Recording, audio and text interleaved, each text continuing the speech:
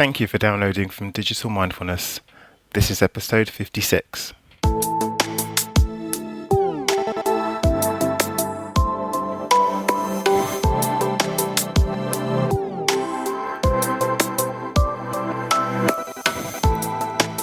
Hello and welcome to the show. My guest this week is Professor Yesha Sivan. Yesha is the Executive Director of the Koller Institute of Venture at Tel Aviv University.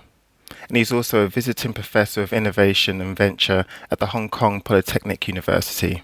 Yesha's professional experience includes developing and deploying innovative solutions for corporate, high-tech and government environments. In the show, we talk about how mindfulness can be applied to our digital world, particularly in the workplace.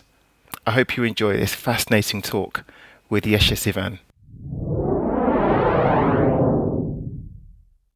So, Yesha Sivan, welcome to Digital Mindfulness, and thank you so much for coming onto the show. It's a pleasure to have you here. Thank you very much, Lawrence. Great to be here and physically be here with you. That's just great. So I'm wondering if you can give the audience a little bit more of a sense about you professionally, and particularly how you can connect these three amazing concepts of working in mindfulness, innovation and digital, because I think everyone would be really interested to know about how all three of these can work together. Excellent. So, excellent question. Let's start from the first concept, innovation. I think innovation today is really the key for the modern economy.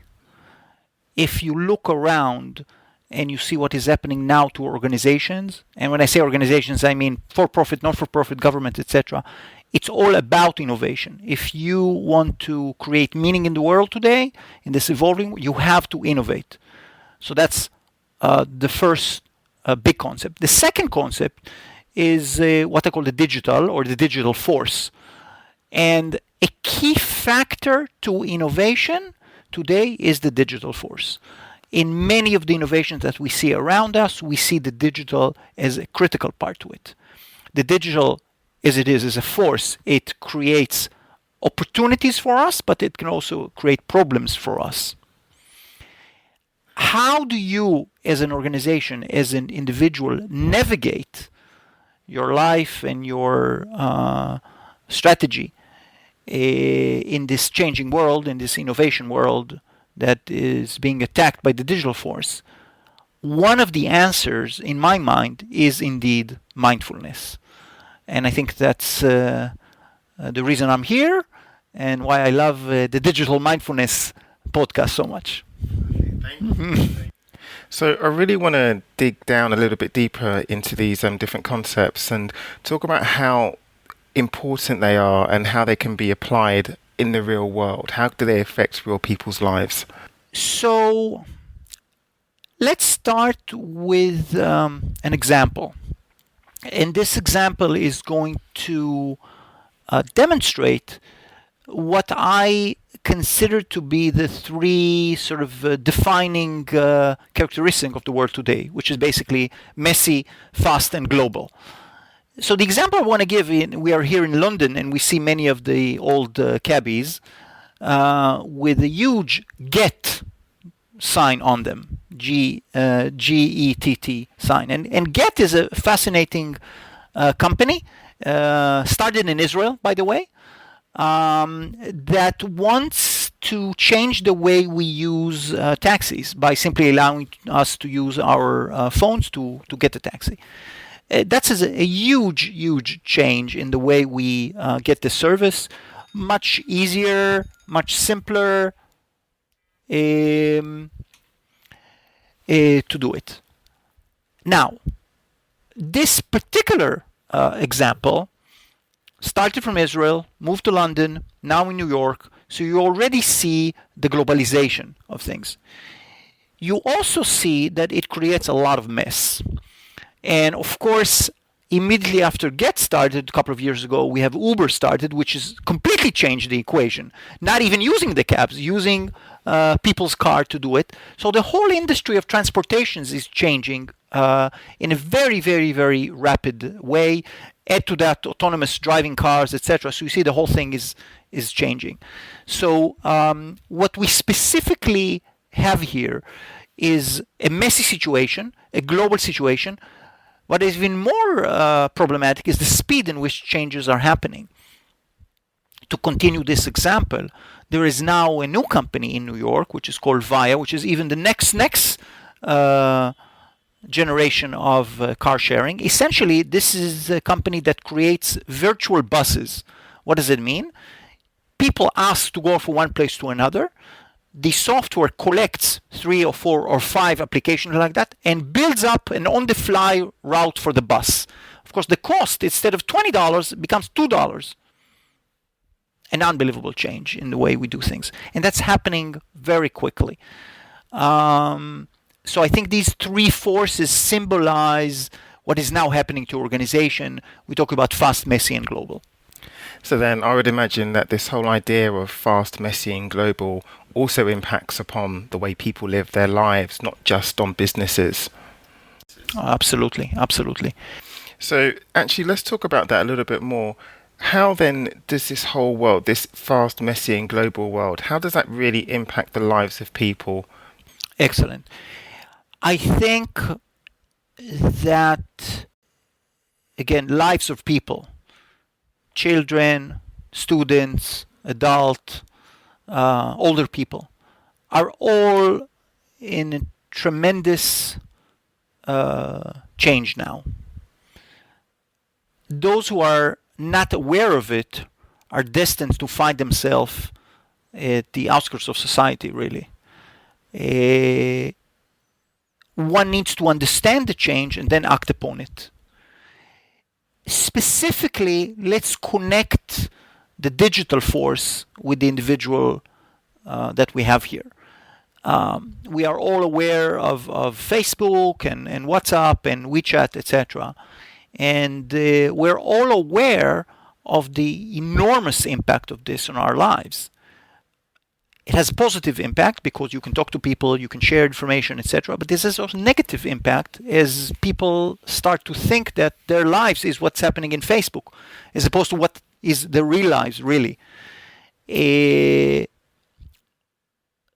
new medium, which is sort of interactive, etc., changes the way we do things. We need to master it and not let it master us. A particular example, in my phone, I have all the beeps and clicks and this all turned off. Nothing is on. Not Skype, not WhatsApp, not nothing. Why? I want to be able to control when these things affect me.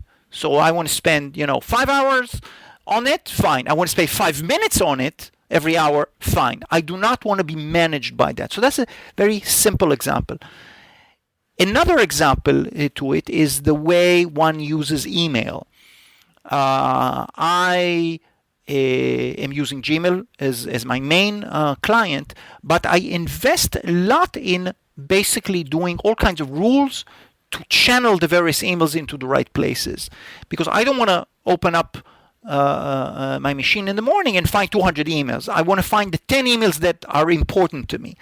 So I try very much to invest energy in managing the digital force that is affecting our lives. So I think that's a key factor in the modern society. You have to be aware to the digital force, and you have to spend time to understand it and manage it to your own needs.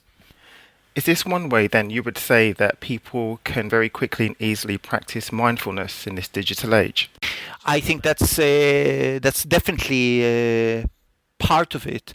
You need to be mindful to the effects of the particular medium of communication and the various modalities of that medium, and you have to change your behavior accordingly.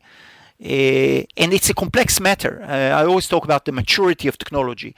When you had SMSs in the past, you used to use them, but now you use them less. Why? Because you have other alternatives. So there's kind of a cycle. There's a new technology, a mature technology, and then the technology dies at the end. That management of that cycle also takes energy. So in the past, you simply had the technology, you use it for 30 years, and that's it. Now you use it for 5 years, and then you spend the time 3 years to kill it.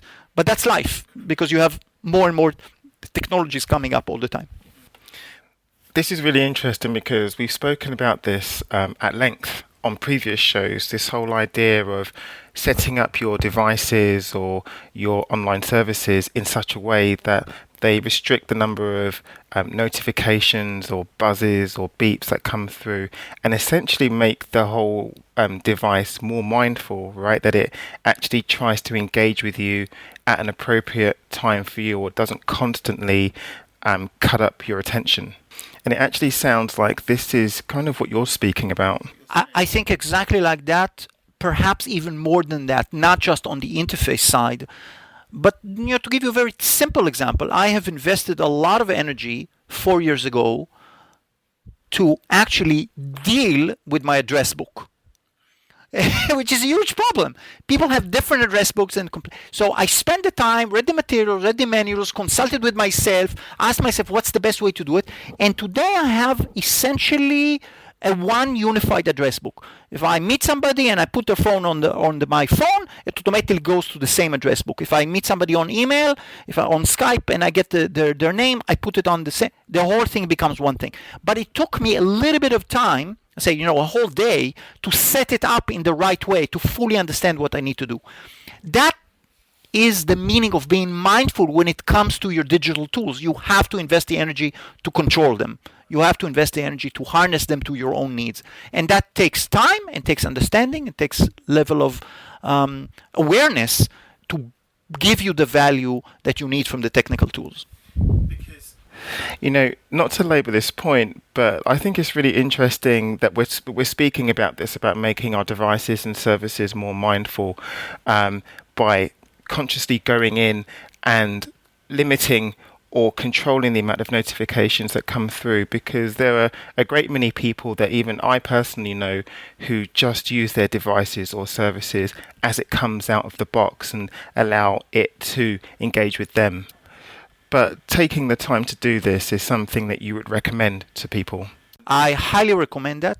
And I also highly recommend doing from time to time sort of a survey of what you use and whether you actually need to do it, whether you continue to use it. Maybe you don't need it. Maybe you just, that's it. It ran its useful life, and do it. I'll give you an example from last week. I'm using Dropbox, but I'm also using Google Drive. Do I still need both? Maybe it's time to unify that. Simply raising that question is an important point. Maybe the answer is yes, keep both for now, and maybe in half a year I will lose one of them. But that is part of the maintenance and part of the life cycle of dealing with technology in a mindful way. Okay, so this is my penultimate question, and it's something I ask of all of my guests. And that is, in this age of hyperconnectivity and digital distraction, what are the most important human traits and how do we cultivate those? I love this question. I waited for this question. Literally. So I have a very particular answer for this because I've thought about it a lot, and I'm really thankful for you raising that questions with all your previous guests, so I have a clear understanding of this question. I would say that the number one trait is the ability to be mindful.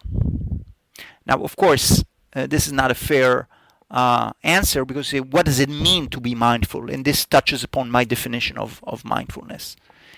My definition of mindfulness, the ability to be open, the ability to focus, and the ability to decide and control if you want to be focused or open. That's it. That is mindfulness. And if you really understand that, you understand how to survive and thrive in the modern age.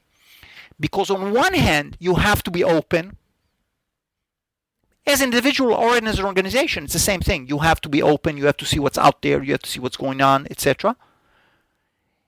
Once you understand the outside, you have to focus. Because if you want to get results, you have to focus on one thing. You have to focus on achieving your goal while still being open. And of course, the control mechanism of telling yourself when to be open and when to be focused, and whether you need now to be 70% open and 30% focused, or the other way around, 90% focused, and simply kill all your distractions, kill all your phone, you don't want to listen to anybody because now we're doing the interview, for example, is the key thing. So I think this combination of three forces, openness, focus, and control, is the key to succeeding in the world today. That's great. I really like that answer. But just to quickly delve a little bit deeper into that, what would you say to the audience, some of the benefits of practicing that, of being mindful in today's digital age? I would say that as an individual, you enjoy three types of benefits. One, your day-to-day life is simpler and more efficient. Very simple.